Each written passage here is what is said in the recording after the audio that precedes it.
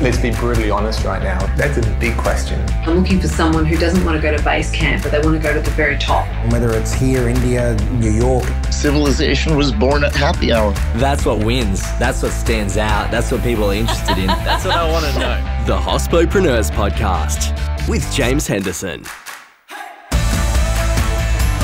Hello and welcome to episode 134 of the Hospopreneurs Podcast. Trent Russell is the Regional Director of APAC for the Italian business Illva Saronno, the company behind leading liquor brands Disaronno and Tia Maria. Responsible for growth and strategy, Trent applies tertiary knowledge in psychology, law and commerce, a master's level education acquired from an Executive MBA, and 10 years with the third largest spirits company, Bacardi-Martini, to lead Illva Saronno across the Asia-Pacific region. His brand management and marketing executive experience also previously based him in Sydney, Shanghai and London before working with a family-owned Russian vodka brand. Folks, so that we can keep the lights on, there's a company I'd like to share with you. It's called Access Collins. Their revolutionary booking and inquiry management software for hospitality is helping operators increase foot traffic, maximize revenue and tackle no-shows. So if you're looking for a table management and inquiry management system, please do check them out at theaccessgroup.com.au. Now let's get into the show today.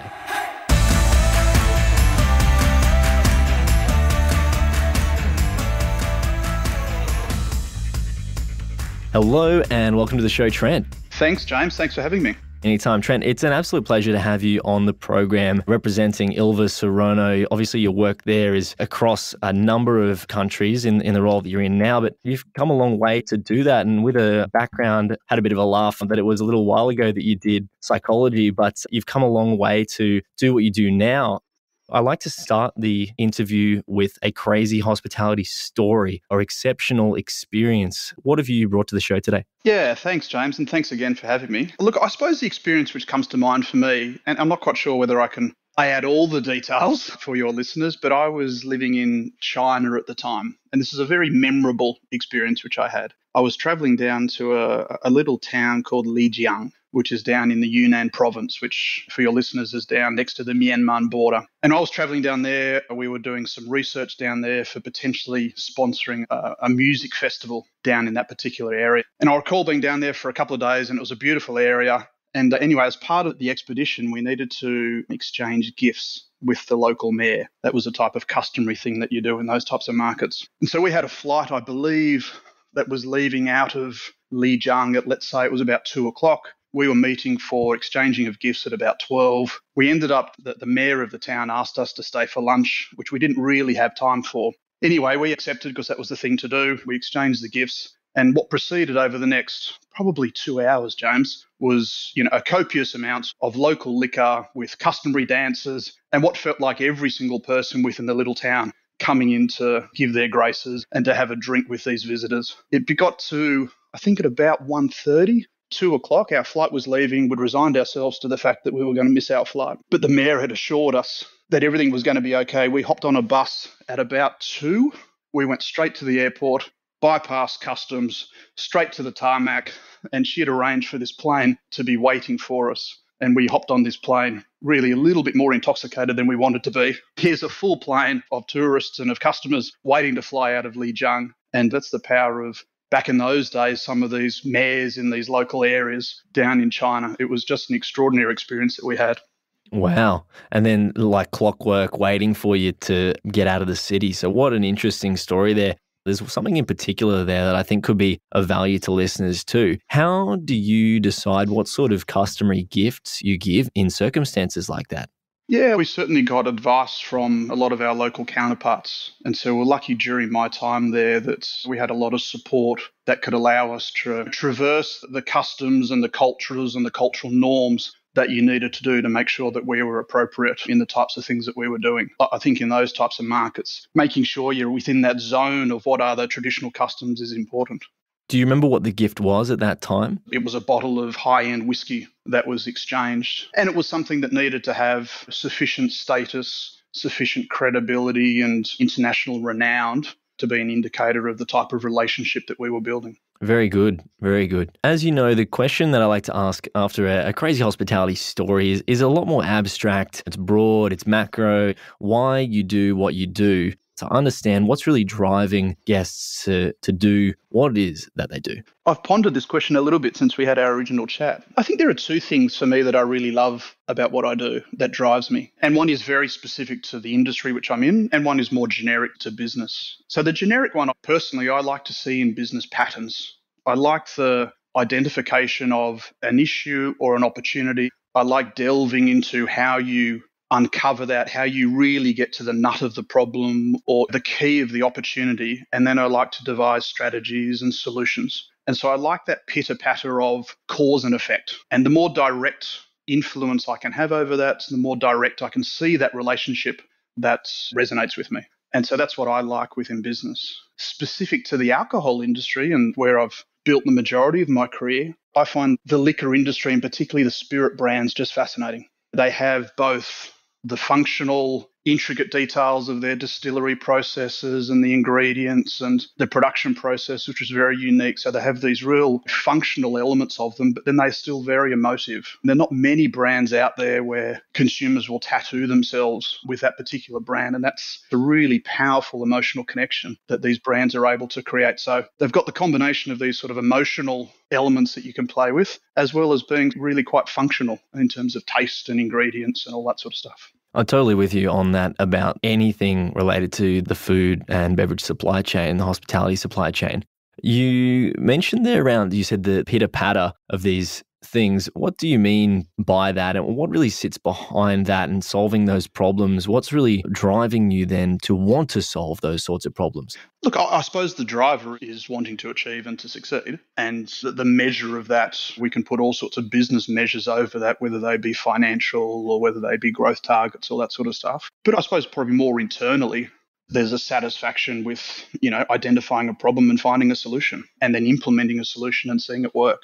At a very basic level, to understand why a brand is not growing the way which you think it should. There can be all sorts of reasons for that. It's not distributed the way which you thought it was. It is distributed, but it's not visible in stores the way that you thought it was. It is distributed, it is visible, but consumers don't understand it. They do understand it, but they don't like the taste. So there are these layers that you logically go through to identify where the issues are and what are the barriers that are stopping your brand growing. And then once you can identify those, then really putting various marketing solutions or commercial solutions against those to try and relieve those barriers is probably the easier part. Identifying the problem is the hard part.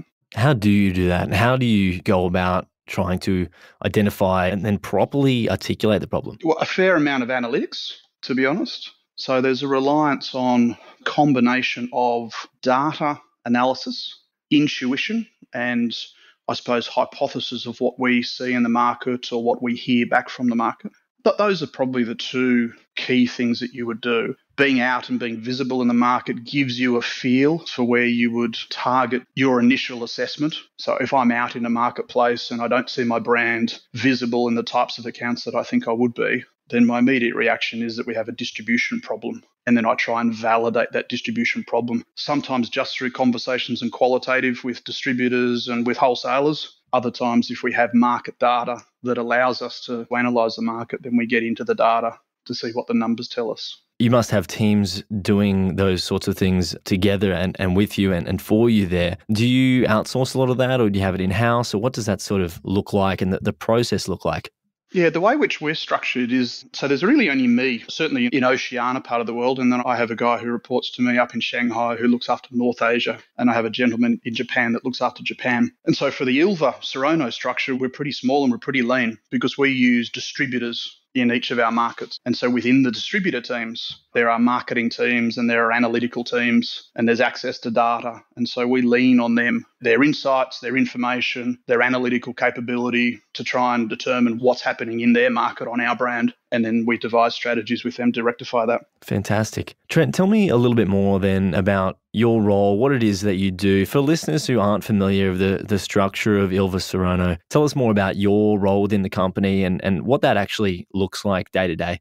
Yeah, so I look after the Asia Pacific region for Illva Saronno. And Illva Saronno, for those that don't know, is a privately owned Italian company based out of actually a town called Saronno, which is just outside of Milan. And they are a spirits and a wine business, among other things. They have other divisions, but effectively in the hospitality industry, they are a wine and a spirits business. In some markets, they have their own distribution business where they have their own marketing team, their own sales team. In Asia Pacific, where I look after, which is effectively everything from China, Taiwan down. So I don't look after the subcontinent India, but I do look after China, Taiwan, Japan, down through Southeast Asia and down to Oceania.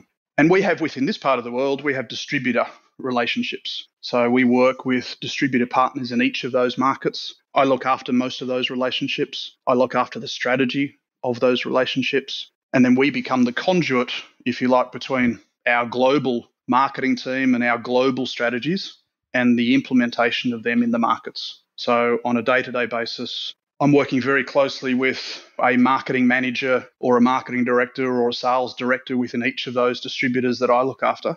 And we are working on our marketing activities. We're reviewing the past, we're forecasting the future, and we're getting ready for activities that our brands are implementing in those markets, whether they be new product launches or sponsorship, or just the general run-of-the-mill activities of doing business in the market. What are some really interesting insights that you've found that really jumped out to you? Maybe they've confused you even, that you've found from the data recently that you're getting, or something different that you're like, I wouldn't expect that to be in that market? We do have a really fantastic situation going on in Australia, which we haven't quite got our finger on. So one of the brands that Illva Saronno owns that I look after is a brand called Disaronno, is the world's largest amaretto. Really historical brand, been around for a long time, and has been growing quite well within most of the markets here within Asia, and has been growing very well the last couple of years within Australia. For listeners, Disaronno is when you order an amaretto sour, this is pretty much the liqueur that you're going to get in there. Pretty much. If people order an amaretto sour, generally they get Disaronno. Yeah, correct. Now, that's not always the case because there are other amarettos out there, but Disaronno is certainly the leading amaretto within the category. And so, look, the brand's been going very well. And then through the COVID situation last year, Disaronno traditionally is skewed very heavily on-premise through the Disaronno sours being one of its key engines of its growth. And we were anticipating, like a lot of people potentially, that those brands that were overly skewed towards on-premise were really going to suffer through last year. And the reverse happened. Disaronno grew exceptionally well through the retail channel, which I suppose we uncovered a little bit. At-home cocktails certainly grew. People have more time at home. They start exploring around the drinks that they like drinking when they go out. But the growth has been astronomical. And there's got to be something else, we believe, that's going on that's driving that, which we can't see necessarily within the data, which we can't quite get our finger on. But there is something else that's driving that particular growth of that particular brand. It'd have to be something huge, like shelf placement is different at a large chain. Like that's the sort of difference, I'm guessing, that you've seen. Yeah, I mean, those are the obvious things that you'd go, is there something fundamentally that's changed in the market? Is it, as you say, has the shelf position changed? Have we got additional ranging? All of those have been constant. It's none of those sort of functional drivers. Now, maybe there was such a headwind that the brand had that maybe when you just translate that into an at-home environment, you just get this extraordinary acceleration where what becomes a Disaronno sours in on-premise, which is a 30 ml liquor, if you like, or a 30 ml volume, turns into a 700 ml purchase out of retail. So you get this magnifier effect, but it's just continuing. And so we haven't quite got our finger on exactly what's happening with that, but it's a good position to be in. Absolutely. And let me know when you find that one out. I'd love to know what might cause that, because I can't think of an obvious answer for that. Trent, tell me a little bit more about, in your time in the industry, and I mentioned at the start there that you've gone through this journey through psychology, then to HR, and then into the road that then you've gone down to do what you do now in a more marketing sense. What are some of the principles from psychology that you've taken that have really been valuable along the way? Yeah, I think there's probably two that come to mind, James, and one is around the psychology of humans and performance. So it actually not necessarily related to marketing per se, but more related to the HR and the people management side of what I've needed to do through my career. And I think that the HR backing that I had for that period of time gave me greater exposure, greater access, greater understanding of the people management side of things. what drives performance, the different needs that different people have, the different learning styles that different people have, and being able to apply those to how I manage various members of my team. Some people are motivated by time constraints and pressure. Some people are motivated by softly types of approaches. Some people learn very visually. Some people learn very auditory. Through the psychology, and I suppose through my early days in HR, I've benefited from that in terms of my ability, in terms of managing people. For those who don't have the time to go out and do a psychology degree and learn more about those principles, what do you recommend as like an 80-20 really good way to extract some of that knowledge? My very simple answer is that the 80-20 principle, not so much about what you can learn out of psychology, but the recognition that everybody's different. The recognition that there are motivations that sit behind what people do, and the closer that you can really appreciate and have empathy for what those motivations are, then the easier conversations become, easier management becomes. Having a vanilla approach just doesn't really cut it. And then obviously with my experience more regionally and more culturally, then they just get exploded even more. So really getting behind and spending the time to get behind the inner motivations, I think is critical. I think it's an interesting point as well, especially because it's so broadly applicable. And they're looking at the factors that motivate people. That's not just your staff, that's clients or customers, that's anyone that you deal with. It's upper management. If you're in an organization that has that, it's whoever you're managing the expectations of, right? Yeah, totally. It goes across the whole spectrum. Yeah. How do you identify those factors that are driving those individuals when there are circumstances where maybe they're not being fully upfront or can't even articulate themselves? How do you work out what those driving forces are behind those individuals? Yeah, look, I suppose the first check is to check yourself on the assumptions that you make. And I think it's natural to see their world through your eyes, and everybody does that naturally. And I suppose so the first step is really to check what assumptions or what paradigms out of my thinking am I applying to this situation or applying to this conversation or this relationship, and are they right? The second thing, which I suppose I probably learned more so outside of Australia than inside of Australia when I spent some time up in China. And I benefited from this enormously because I was able to surround myself with locals, with Chinese who were able to support me on the transition into doing business in China. And that gave me a greater level of curiosity and inquisitiveness into what drove behaviours and what cultural norms drove behaviours. I hadn't really thought about it too intensely back in my time in Australia because it just comes naturally because it's your own culture. And so you just apply that paradigm. But then up in China, really spending some time and understanding the cultural norms that were driving the behaviours, applying that to alcohol, the role that alcohol was playing up there, the types of occasions that were appropriate and not appropriate, what their relationship was with alcohol based on their time as kids with their parents, and these generational norms that all countries have of where alcohol can play a role and where it can't play a role. I found that fascinating. Did you read up on any anthropology or anthropological studies or systems or the evolution of these sociological structures, or was it immersion in the Chinese culture there? It was more immersion in the culture. It was more experience, immersion, inquisitiveness, questions. Finding the right people to ask the right questions to get the right answers was not easy. Mm-hmm. How did you go about doing that? I suppose I'd like to say that I did it deliberately, but I think probably blind luck, to be honest with you, James. I ended up having access through the team which I inherited up there and recruited up there over time. I ended up having access to some people who were certainly very Chinese in terms of their upbringing, but were more modern, were more culturally diverse, were more global in terms of their understanding. And so they could help me cross that bridge. They could talk at it very clearly from a Chinese cultural perspective, but they could also translate that into a way which meant something for those people that didn't understand that.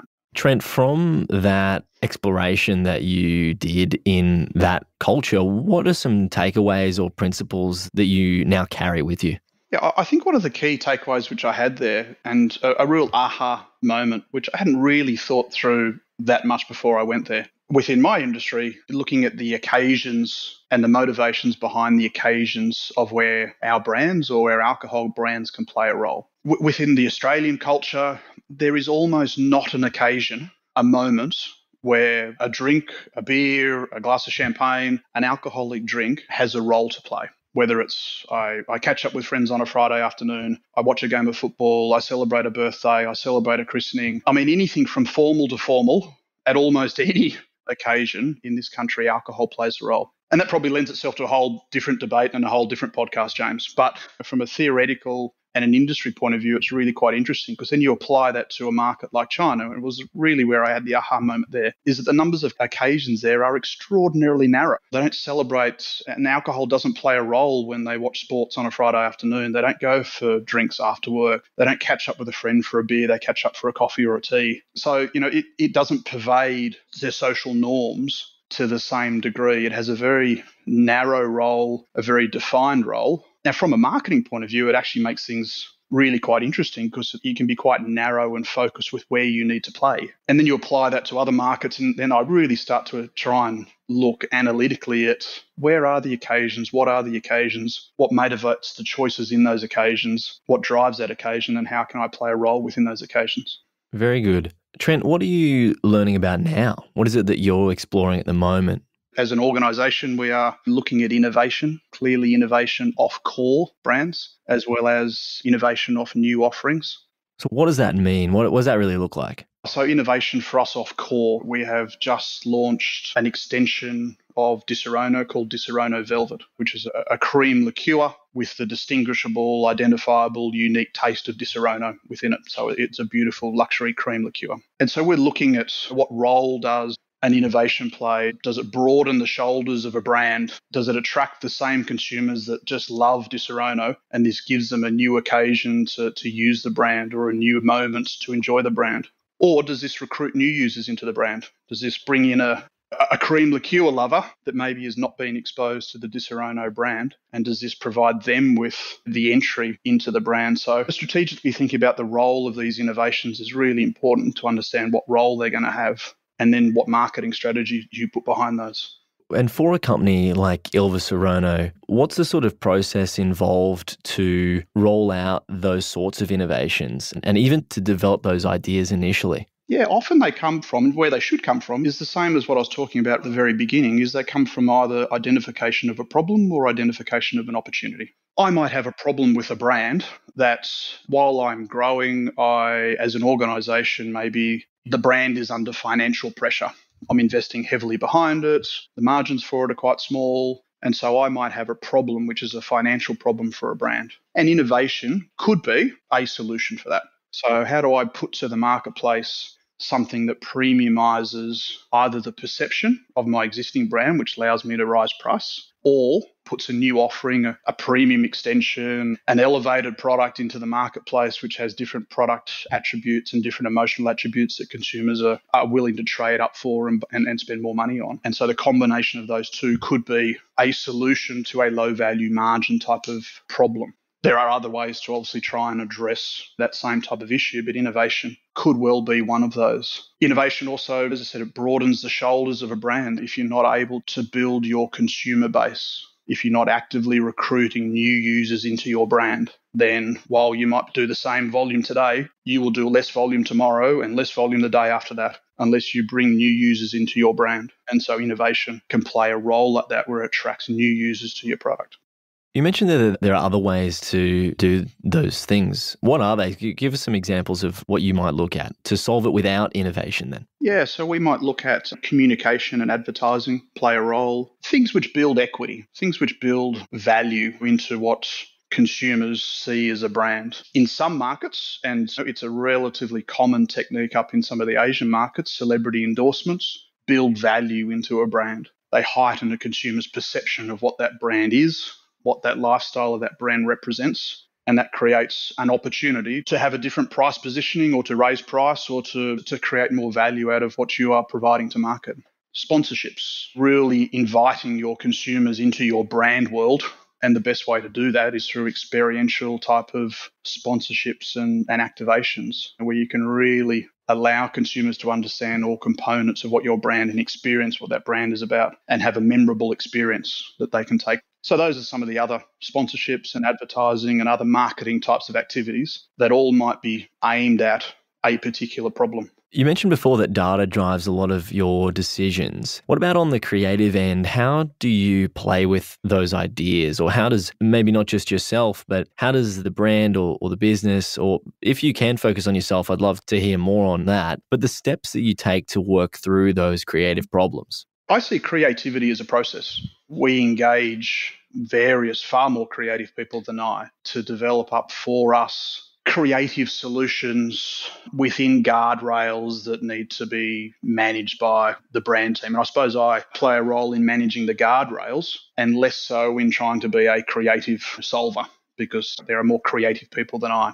But those creative solutions, I think for them to work, they need to work within the guardrails of, how we see our brand so that we are consistent, that we're not one thing in one market, another thing in another market, that we're presenting a message that is coherent and appropriate. That's one of my roles working with the global team is to manage those guardrails to make sure that what we're executing in marketplace is somewhat off the same blueprint. What do those parameters look like for someone who inherits that problem? What's the sort of problem that someone like that would actually receive? So I'll give you an example. We would look, and in fact we're involved in some sponsorships with the Disaronno brand in the fashion space. And one of those guardrails is fashion and an appropriate passion point for our brand to play in. Do we have a right to play there? Does it fit nicely with, the environment? And does it fit nicely with what our brand stands for? And so we would go through a range of checks and balances, if you like, to see whether that's the appropriate passion platform for us to participate within. And clearly with Disaronno, with its Italian heritage, it fits nicely within that space. And so those would be some of the guardrails that we may well do on something like that. That's how it practically comes to life. And then once you're within that fashion space, okay, then how do we bring our brand to life? What are the values of our brand? What's the blueprint of the brand? What's the message that we're trying to communicate?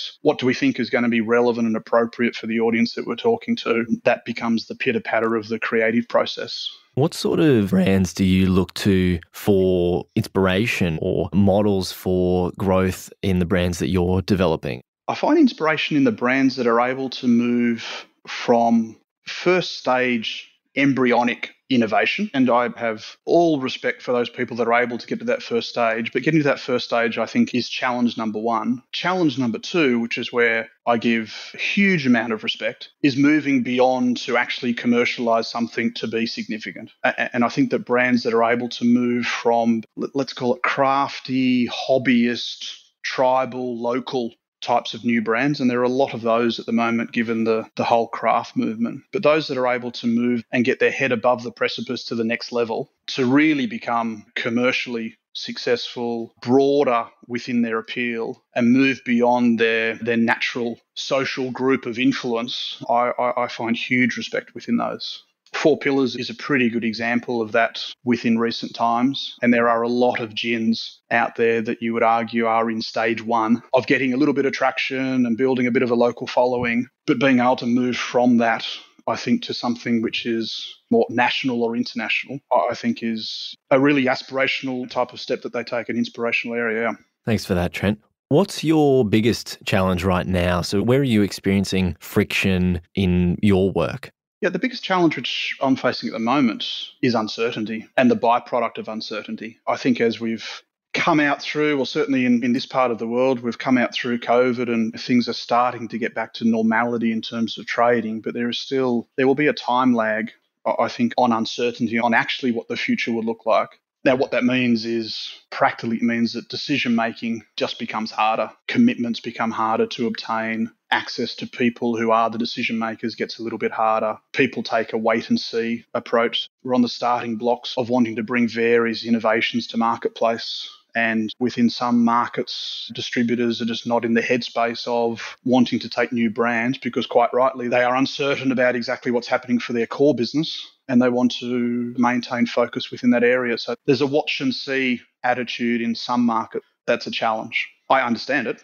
and I empathise with it, but it's certainly a challenge for the objectives which we would be trying to do. And so steps moving forward then, how are you trying to find a strategy to work through that?